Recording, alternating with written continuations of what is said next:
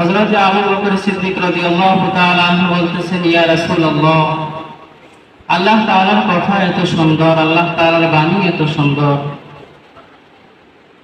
এই কথা শুনে আল্লাহ রাসূল সাল্লাল্লাহু আলাইহি ওয়াসাল্লাম বলতেছে, আবু বকর, একদিন তোমাকেও আল্লাহ তাআলা এটা বলবে যে আবু বকর তুমি চলে আসো, জান্নাতে প্রবেশ করো।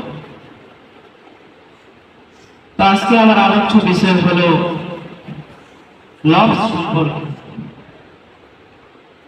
যে নফস মানুষকে কি কি ক্ষতি করে, কি কি উপকারিতা দেয়, এই সম্পর্কে আমার আলোচনা। আমাদের মধ্যে একটা নফস আছে, একটা গোস্তের টুকরা আছে। এই নফস তিনটা সুরত ধারণ করে। এই নফস মানুষকে শয়তানের প্রতি আকৃষ্ট করে, মানুষকে গুনার প্রতি, মানুষকে গুনাহ করায়। এই নফসের মাধ্যমে আমরা গুনাহ করি, নফসের মাধ্যমে আমরা নেকি করি। এই নফস তিনটা সুরত ধারণ করে। এক নম্বর সুরত হলো নফসে আম্মারা, এক নম্বর সুরত হলো নফসে আম্মারা, দুই নম্বর সুরত হলো নফসে লাওয়ামা, তিন নম্বর নফস হলো নফসে মুতমাইন্না।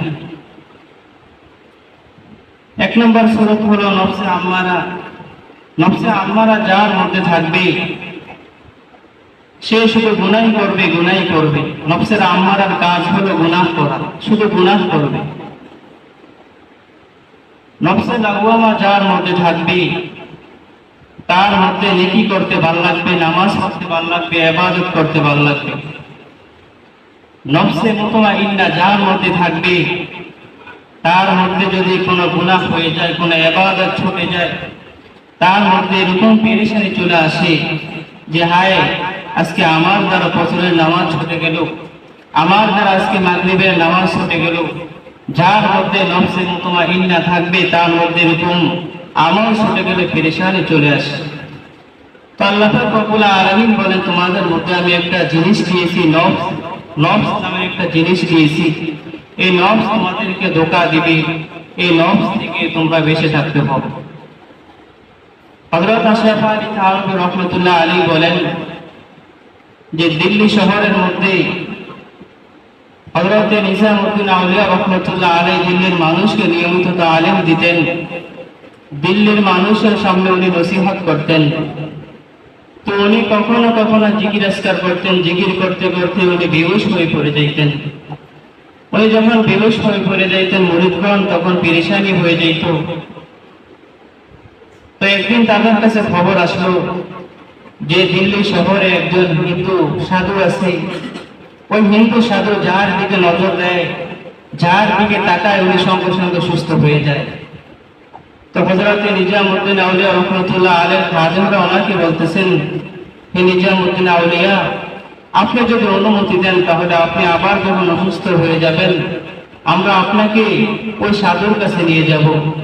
তো নিজামউদ্দিন আউলিয়া রাহমাতুল্লাহ আলাইহি বলতেছেন, না না, কোনো দরকার নাই, ওই সাধুর কাছে আমাকে নেওয়ার কোনো দরকার নেই।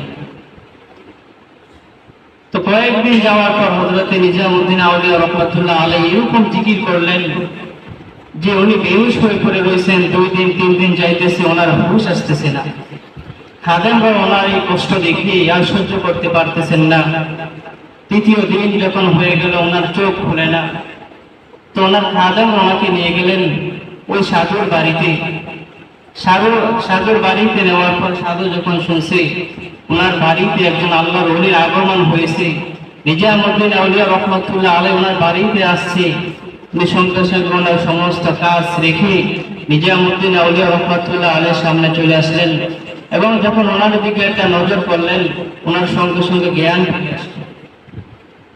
নিজামউদ্দিন আউলিয়া রাহমাতুল্লাহ আলাইহি হুশে আসার পর বলতেছেন, হে সাধু ভাই, তোমার এরকম কি আমল আছে যে আমলের কারণে তুমি যে কোনো মানুষের দিকে তাকাও, উনি সুস্থ থাকলে উনি ভালো হয়ে যায়, উনি অসুস্থ থাকলে উনি ভালো হয়ে যায়। ওনার যদি হুঁশ না থাকে, তুমি তাকানোর পরে পরে ওনার হুঁশ চলে আসে। তোমার এরকম কি আমল আছে যার বিনিময়ে তুমি এই কাজটা করতে পারো? ওই সাধু তখন নিজামউদ্দিন আউলিয়া রাহমাতুল্লাহ আলাইহিকে বলতেছেন, হে হুজুর, আমার এরকম কোনো আমল নাই, তবে আমার ওস্তাদ আমাকে বলেছে যে সব সময় তুমি মনের বিরুদ্ধে কাজ করবা, তোমার মন যেটা চায় তোমার মনের বিরুদ্ধে তুমি কাজ করবা। তোমার মন যদি চায় নামাজ ছেড়ে দাও, তুমি নামাজ পড়বা। তোমার মন যদি কয় গুনাহ করো, তুমি গুনাহ করবা না। এই জন্য আমি আমার ওস্তাদের কথা শুনি, সবসময় আমার মনের বিরুদ্ধে কাজ করি। আমার মন যেটা চায় আমি এটা করি না। এই জন্য আল্লাহ রাব্বুল আলামিন আমাকে এত বড় একটা নেয়ামত দান করেছে। নিজামুদ্দিন আউলিয়া রহমাতুল্লাহ আলী বলতেছেন, সাধু আমার কত বড় একটা উপকার করেছে, আজকে আমিও সাধুর একটা উপকার করব। নিজামুদ্দিন আউলিয়া রহমাতুল্লাহ আলী বলতেছেন, হে সাধু, তোমার কি মুসলমান হইতে মন চায় না? তো সাধু বলতেছেন, না নিজামুদ্দিন, আমার মুসলমান হইতে মন চায় না। সাধু বলতেছেন, নিজামুদ্দিন আউলিয়া রহমাতুল্লাহ আলী বলতেছেন যে কিছুক্ষণ আগে না তুমি বললা তোমার মনের বিরুদ্ধে তুমি কাজ করো, এখন তোমার মন চাইতেছে তুমি মুসলমান, এখন তোমার মন চাইতেছে তুমি মুসলমান হইও না, কিন্তু তুমি তো বলতেছো মুসলমান হইবা না। তখন ওই সাধু বলতেছে, খোদার কসম, আমি কখনো আমার মনের পক্ষে টানি না, মনের পক্ষে কোনো কথা বলি না, আমি আজকেও আমার মনের পক্ষে কথা বলবো না। আপনি আমাকে সঙ্গে সঙ্গে কালিমা পড়ে দেন। ওই সাধু নিজামুদ্দিন রহমাতুল্লাহ আলাইহির হাতে হাত দিয়ে কালিমা পড়ে মুসলমান হয়ে গেছে। উনি এত বড় নিয়ামত কি জন্য পেয়েছে? এই নফসের সাথে জিহাদ করার জন্যই পেয়েছে। এই নফস হলো আমাদের শত্রু। এই নফস মানুষকে গুনার কাজে লাগায়, এই নফস মানুষকে খারাপ কাজের দিকে ধাবিত করে। ওই সাধুর একটা অভ্যাস ছিল যে নফসের বিরুদ্ধে সবসময় কাজ করা। ওই সাধু যখন এই কাজটা করছে, আল্লাহ তাআলা ওনাকে এরকম একটা ক্ষমতার মালিক বানিয়ে দিয়েছে যে উনি যে কোনো মানুষের দিকে তাকায়, উনি অসুস্থ থাকলে সঙ্গে সঙ্গে সুস্থ হয়ে যায়। উনি যদি বেহুশ থাকে, ওনার দিকে তাকাইলে উনি হুশে চলে আসে। এই আমলটা এই জন্য আল্লাহ তাআলা ওনাকে